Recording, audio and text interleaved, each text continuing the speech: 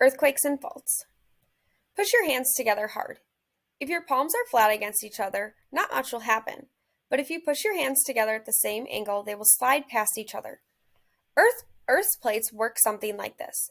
Most earthquakes are the result of huge pieces of rock and earth that rub or press against each other as a result of changes inside Earth. As forces are applied to the rock slightly deforms. Energy builds up within the piece of up within and between pieces of rock. Suddenly, they slip past one another. Energy is released and the ground ruptures and shakes. The longer the force is applied to the rock, the greater the amount of energy that will be stored in the rock and the more severe the earthquake.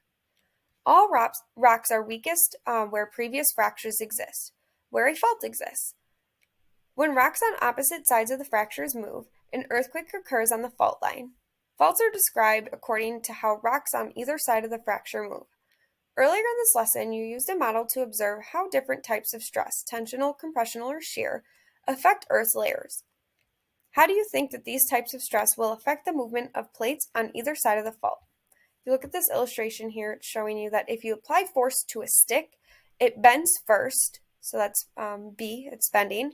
And then just like if you apply force to a rock, the rock will store energy.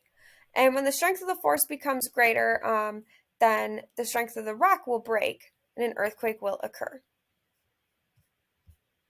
Strike slip falls. Recall that shear stress occurs when objects are pushed in different directions. A strike slip fault is the shear result of shear stress pushing plates on different sides of a fracture in different directions. The fracture is vertical or nearly vertical. On this type of fault, plates slide past one another horizontally and the surface features are offset in the direction of plate motion. Dip slip faults. Another type of fault is a dip slip fault. In this type of fault, the movement is not horizontal, but it is vertical.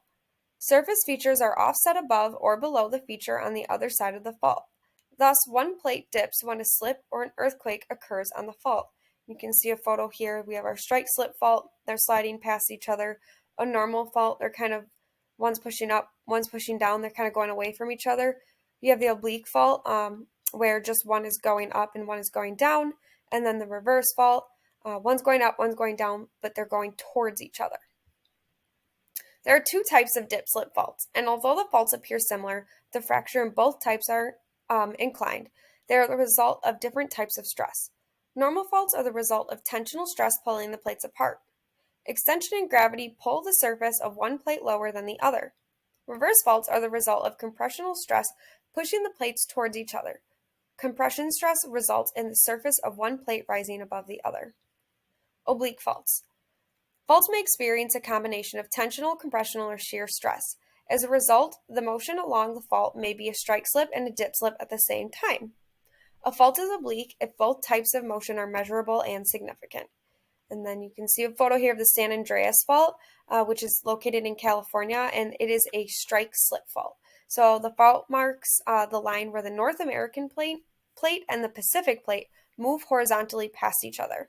The fault is located between the San Gabriel Mountains and the Mojave Desert. Can you locate it in this image? Might give you some hints. The peaks of the Sierra Nevada mountains are more than 3 kilometers or 1.8 miles above Owens Valley. A normal fault is responsible for this dramatic difference in elevation. So you can see that here. And that is all.